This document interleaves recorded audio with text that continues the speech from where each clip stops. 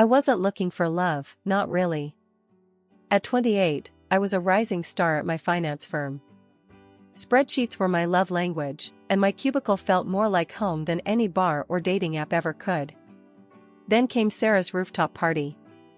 Sarah, my coworker and best friend, had a knack for dragging me out of my comfort zone. This time, it was a mixed crowd, a bunch of artists and musicians Sarah knew, and a few of the more normal people from the office. That's where I saw him. He was arguing, well, more like playfully sparring, with a guy over the best way to restore a brick building.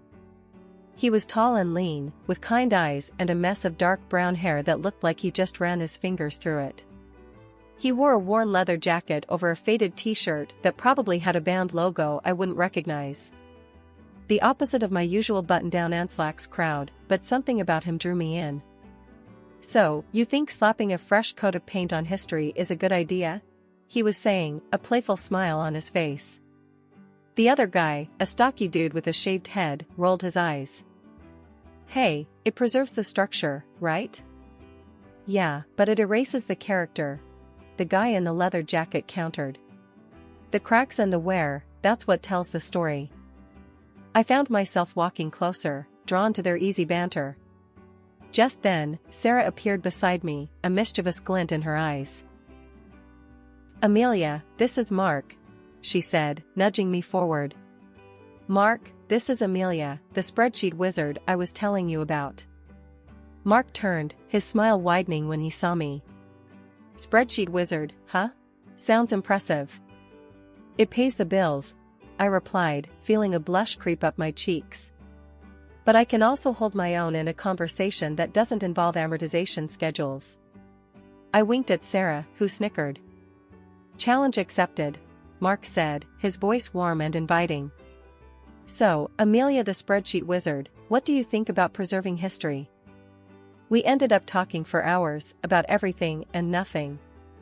He was an architect, passionate about restoring old buildings and giving them new life.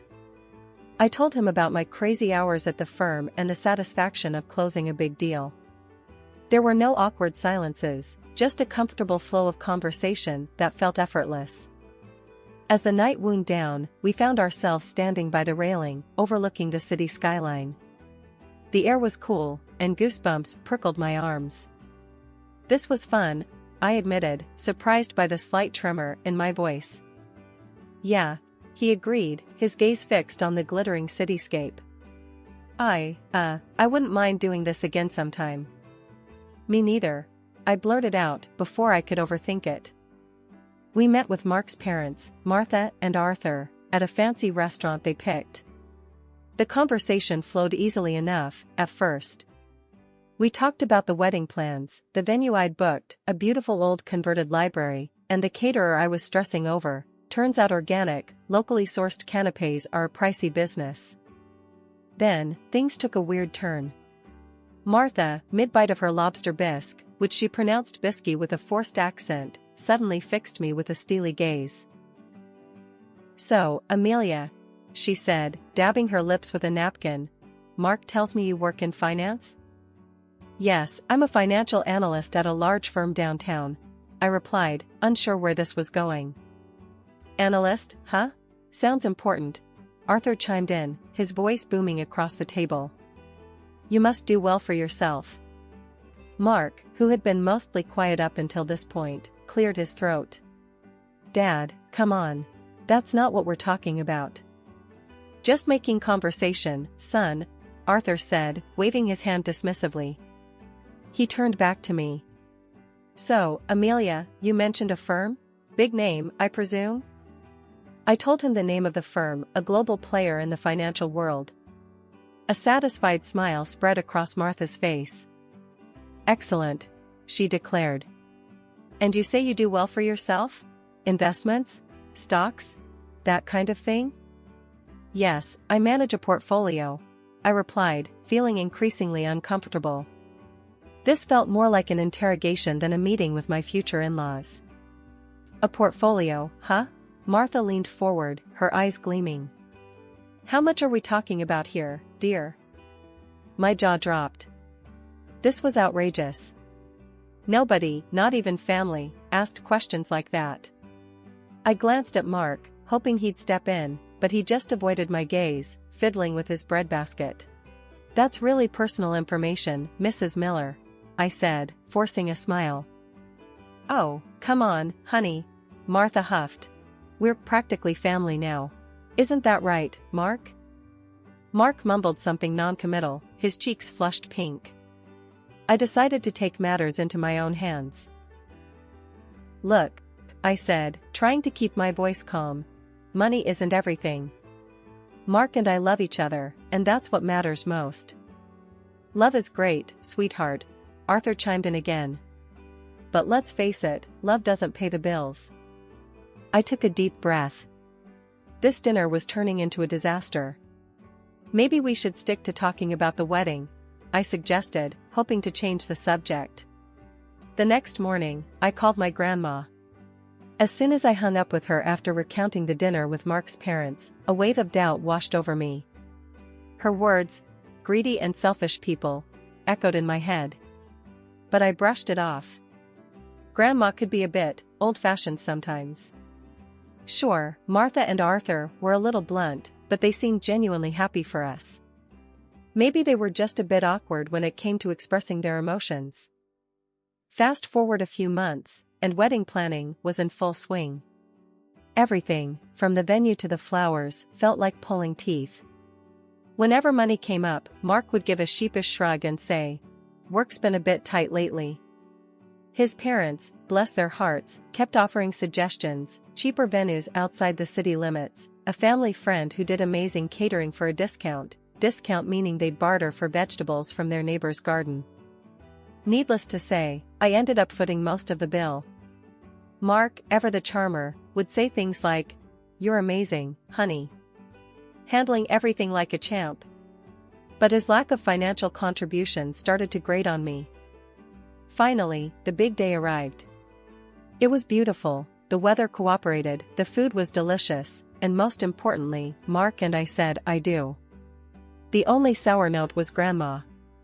After the ceremony, she pulled me aside, her wrinkled face etched with concern. "Amelia, honey," she said, her voice low, "be careful with those in-laws of yours. They don't have your best interests at heart." I rolled my eyes. Here we go again. "Grandma, they're just excited. They love Mark, they love me. Everything's fine." The honeymoon phase was barely over, the leftover wedding cake still sitting on the counter, when the first major in-law incident occurred. It was a Sunday morning, and Mark and I were still luxuriating in bed when a loud thump from downstairs shattered the peaceful silence. We exchanged a confused look, then Mark mumbled, "Probably the mail." Wrong. The thump was followed by a cacophony of rustling paper and muffled exclamations. Throwing on robes, we hurried downstairs to find a scene that could have been ripped straight out of a horror movie. Well, a horror movie with a lot of floral wrapping paper and gaudy gift bags. Martha and Arthur were sprawled on the living room floor, surrounded by wedding presents like vultures picking over a carcass. They were tearing into boxes, oohing and awing over some items, tossing others aside with dismissive grunts. "What in the world is going on here?" I demanded, my voice laced with disbelief.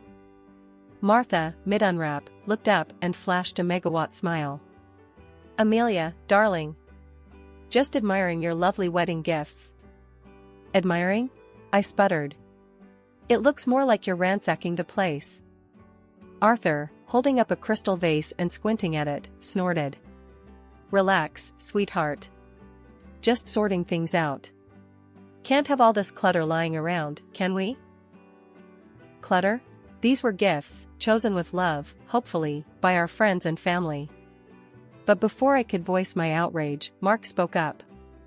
"Maybe they should just leave the presents unopened, right?" he said, his voice mild. "Exactly," I chimed in, relieved he wasn't completely oblivious. Martha scoffed. "Don't be silly, honey. It's rude not to open presents. Besides," she added, her eyes gleaming, "we might find something truly special in here."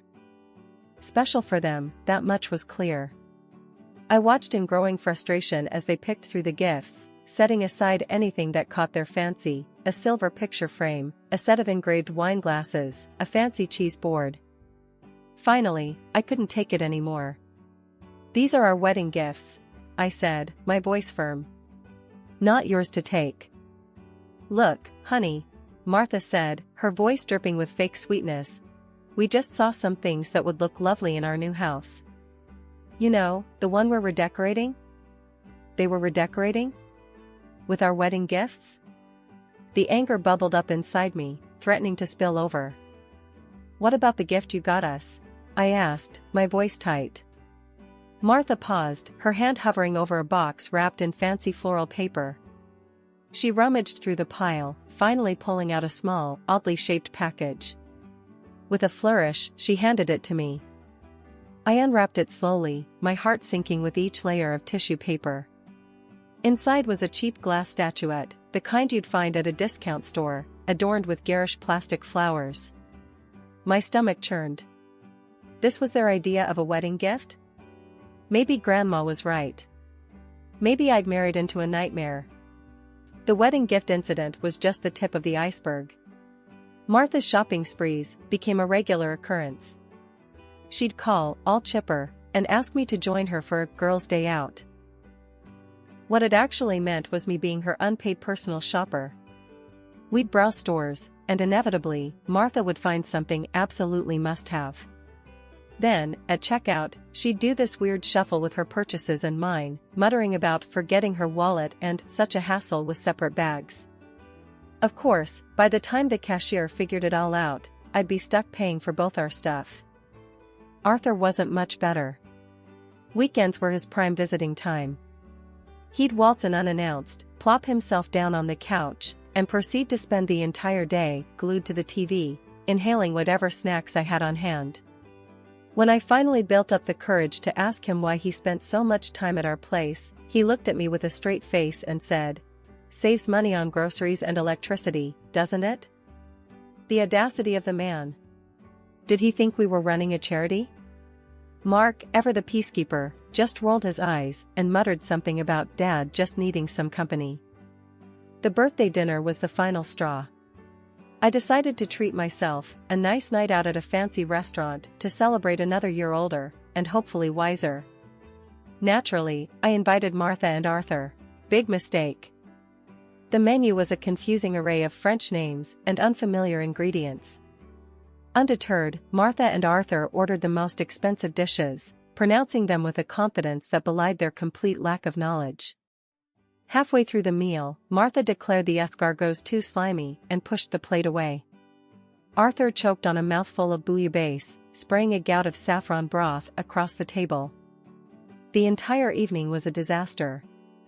By the time the bill arrived, my blood pressure was through the roof. The cost of that meal could have fed us for a month. And guess who offered to chip in? Nope, not Mark. He just sat there, oblivious, while I choked out a strained thank you to the waiter and reached for my credit card. Back home, fuming and frustrated, I finally confronted Mark. "How can you just let your parents walk all over you like that?" I demanded. "Come on, babe," he said, dismissive. "It's not a big deal. They're just, like that." Like what? Selfish and entitled? "Mark, this isn't okay." He sighed, running a hand through his hair. "Look, I love you, but you gotta pick your battles. My parents are, well, my parents. They're not gonna change." Maybe he was right. Maybe I had been naive, hoping to change them, to somehow mold them into the in-laws I'd always dreamed of. But the reality was staring me in the face. Martha and Arthur were who they were, and that wasn't going to change. The birthday dinner debacle was a turning point, but not the end. The in-law gift-giving strategy became painfully clear: shower us with cheap, impersonal trinkets on holidays and expect extravagant presents in return. A framed picture of a lighthouse for Christmas? Try a top-of-the-line espresso machine for Mother's Day, according to Martha's order.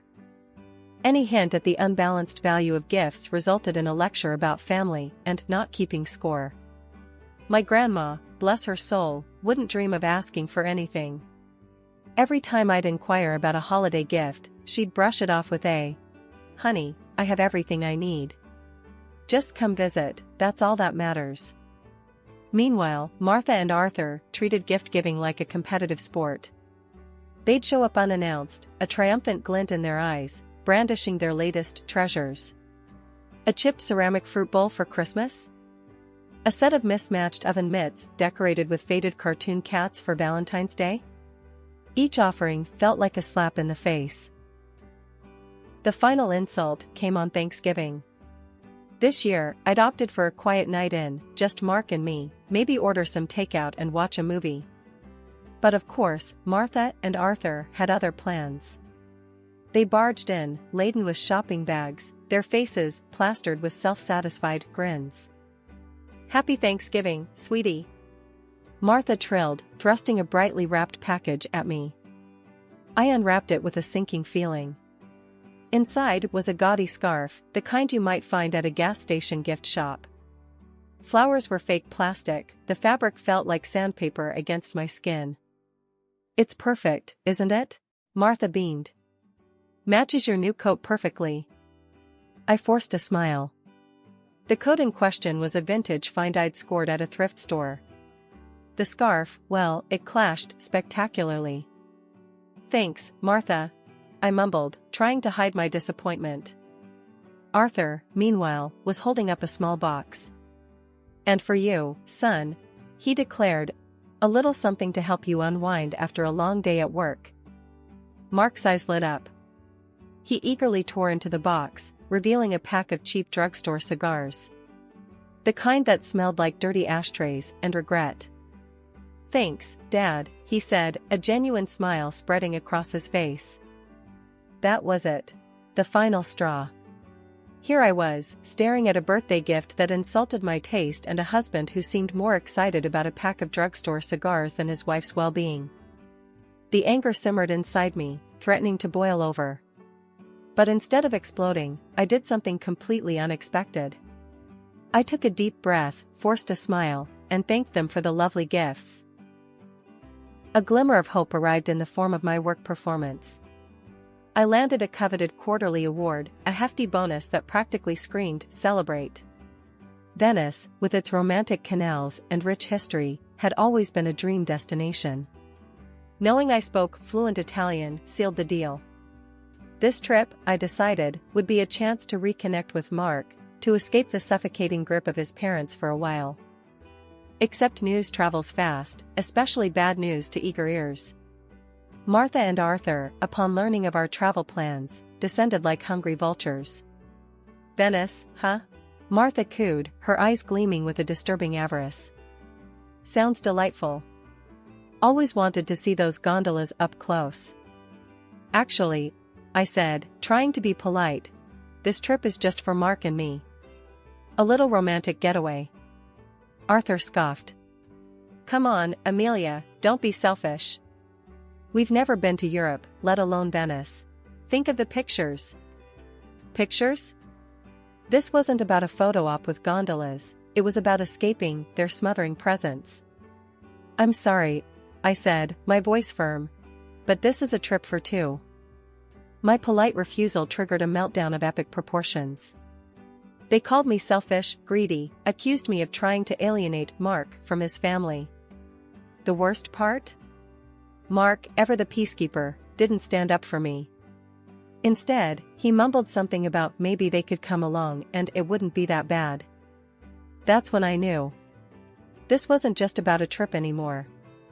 This was about boundaries, about respect, about whether our marriage could survive his parents' constant intrusion. I looked at Mark, my voice laced with ice. "Absolutely not. This is our trip, and they are not invited." The fight that followed was brutal. Harsh words were exchanged, accusations hurled. By the end of it, a heavy silence had settled between us. We retreated to opposite ends of the apartment, a cold war brewing in our once happy home. Days blurred into one another, the silence in the apartment a constant reminder of the chasm that had opened between Mark and me. I didn't call his parents, the mere thought of their entitled whining made my stomach churn. Mark remained in his self-imposed exile, the only communication a terse "good morning" mumbled in the kitchen each day. Then, on a random Saturday morning, I woke up to an empty apartment and a sinking feeling in my gut. My phone buzzed on the nightstand, the notification sound grating on my nerves. Glancing at it, my blood ran cold. Airline ticket confirmations. 3 of them. To Venice. Purchased from my account. Panic clawed at my throat. No. It couldn't be. But as I scrolled through the confirmations, the sickening truth settled in. Mark, with the audacity of a seasoned thief, had used my trusted access to our bank account to book not only his own ticket to Venice, but 2 more, for his precious parents. Hotel reservations, also courtesy of my hard-earned money, confirmed my suspicions. He'd gone behind my back, completely disregarded my feelings, and booked a vacation for himself and his leech-like family with my money. The anger, hot and furious, burned away the remnants of any affection I might have had left for him. My fingers flew across the screen, canceling the return flights and hotel rooms. Next, with a steely resolve, I revoked Mark's access to my bank account. One small act of defiance in the face of their colossal selfishness. A few hours later, my phone erupted with a call. Mark's name flashed on the screen, but I let it go to voicemail. The voicemail notification arrived a moment later, his voice laced with a mixture of panic and fury. "Amelia, where the hell are you? We're supposed to be checking into the hotel. What did you do with the tickets?" I deleted the message without listening. Then came a barrage of texts, from both Mark and Martha. A mixture of demands, accusations, and veiled threats. Mark's final message, though, sent a dark chuckle rippling through me. "If you don't give me back access to the account and get us on that damn plane, Amelia, we're done. Consider this your divorce notice." With a newfound clarity, I started making my own plans. I contacted a lawyer, the weight lifting from my shoulders with each step towards independence. Mark's divorce notice might as well have been a gift. I didn't wait for Mark to waltz back in, tail between his legs. Packing was cathartic. Clothes went into suitcases, knickknacks into boxes. But the gifts from Martha and Arthur, those gaudy trinkets and mismatched sets, I left untouched. I lined them up on the living room floor, a garish monument to their selfishness. A final act of defiance before I slammed the door shut on that chapter of my life. Grandma's house, with its familiar scent of cinnamon rolls and worn furniture, felt like a warm hug. Tears streamed down my face as I recounted the entire ordeal, the hurt and anger spilling out like a dam breaking. Grandma listened patiently, a sad smile on her lips. "I told you, honey," she said softly, her voice laced with a hint of "I told you so," but mostly concern. "But sometimes you gotta learn things the hard way." "You know," I said, a newfound determination settling in my voice. "Maybe this is a good thing. Now I know what to look for, what to avoid." A few days later, a knock on the door shattered the peaceful afternoon. My heart lurched, but before I could react, Grandma ushered me towards the back room. Peeking through the curtain, I saw Mark standing there, looking lost and dejected. "Amelia, please," he pleaded, his voice thick with desperation. "Let me explain." Grandma opened the door a crack, her expression unreadable. Mark launched into a groveling apology, spewing words about realizing his mistakes and trying to distance himself from his parents. The anger that had been simmering inside me bubbled over. I barged into the hallway, a cold fury in my eyes. "Distance himself?" I scoffed. "Mark, you were about to spend my money taking them on a vacation. This isn't about you suddenly seeing the light. This is about you being comfortable. Comfortable because I paid the bills and bought your parents presents." He opened his mouth to protest, but I cut him off. "No, Mark. This is over. I don't want to build a life with someone who prioritizes comfort over respect, or someone who lets his parents walk all over him and his wife. I deserve better than that." Mark's face crumpled, but this time I felt no pity. The door shut with a finality that echoed in the silence that followed. Maybe Grandma was right. Maybe this wasn't the end. Maybe it was the beginning of something new, something better. A life free of entitled in-laws, a life filled with respect, and maybe, someday, with love that wasn't selfish or convenient.